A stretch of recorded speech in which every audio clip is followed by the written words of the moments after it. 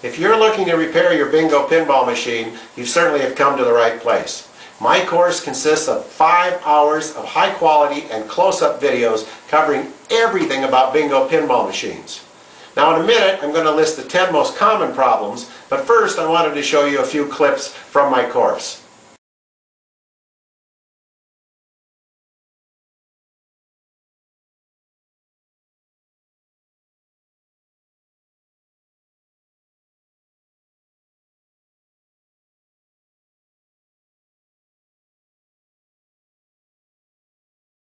This is the gate switch so that when a ball rolls through, it actually opens these little contacts here, if you'll notice, ever so slightly. You want them adjusted so that when a ball comes in, it just rolls down each one of the contacts just like that, no problem. I'm going to start out here with a wall plug. We got one switch, the switch is open, and the complete circuit over here with the light. And then there's 3 types of switches. There's the middle one, which is normally closed, and when it's activated you see that set of contacts opens, so that's a normally closed switch. We have like the first switch I showed you, which was normally open here at the top, and of course when it activates it causes those 2 contacts to close. And the only other switch that you'll see is the double throw single pole switch, which is this one down here on the end, and it has a single blade in the middle that moves, but 2 separate sets of contacts. Where it actually presses this plunger down and gets those 2 contacts. Now I told you it's quite common those can stick down there. For the most part, you don't usually have to change these adjustments, just like you don't have to change the adjustments on these springs either.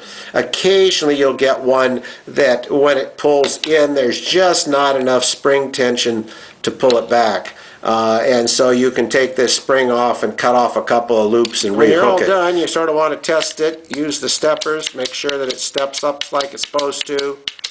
The contacts are centered on the rivets, and the reset solenoids reset back to 0. Basically just what this is a timer mixer to mix up this cam and this cam so they don't turn in the same unison every time. You'll notice that this one turns continuously, but this one turns off and on, stops once in a while, so forth and so on. There was a cam here with a notch in it. This was an index coil that released it when you press the R button, and it would do its search. You press down on the armature so it's locked into the gear that keeps the search relays from moving, and then you want to slide this unit either forward or backwards. As you can see, this unit slides forward and backwards in a slot here. The final adjustment are the contacts for the search index, and as you can see, when this is activated, that one's closed at the top, the bottom one's open, and then when you push down on it, the top one opens and the bottom one is activated. The pulse cams, so they pulse the lights that usually say, press buttons now and that type of stuff. They run all the time. It's closed here, and it's closed if this is riding on this cam. The only time the points are open are if the whole thing drops back into the cog. Now if you notice, this harness here is actually rubbing against this little sharp edge of the switch stack, so much so that you can actually see there's some fraying of the wires, which I discovered on the filming of this thing. And you can also see there's an arc mark here where it's actually been arcing on the sharp corner. Well, the original designed hub was not designed to actually have torsional stress on it. It was meant to turn free all the time. And this is fine as long as the clutches are lubed and everything's nice and slippery and the shaft that goes through here isn't rusty or gummy. There's a 0. Each step of the stepper is marked off by a count. There's a 5. There's the 10. That's the number of times each time that it's stepped. The 0 position, of course, is when everything is reset. As you recall, that was the selector lock trip relay. And if we go back to the book, and there's your selector lock trip relay, and if you remember, that was switch R1. So if you go back to the book, you look up switch R1, it's the bottoms of the switch stack closest to the reset coil. So you go to the game and you locate this switch. Now if you bought an old pinball machine, maybe at a garage sale or a swap meet or even an antique store, and you bought it in not running condition and you took it home and were hoping to get it running, these are the top 10 reasons of why it's not running based on my years of experience. Number one is missing parts. The operators would clip out coils or relays or other components. So you need to really look the game over good to make sure all the parts are there. You're looking for wires that are clipped and don't appear to be connected to anything. So that's the first one, is they've robbed some parts. Number two is not turned on. Now that sounds fairly simple, but if you don't know where the on-off switch is, it could just be turned off. On the early games, it was on the side of the back box. There was a recessed hole and you reached in and turned on a toggle switch. On the later games, it was on the bottom of the cabinet underneath and you had to reach in on a recessed hole and trip it. That was usually on the right-hand side.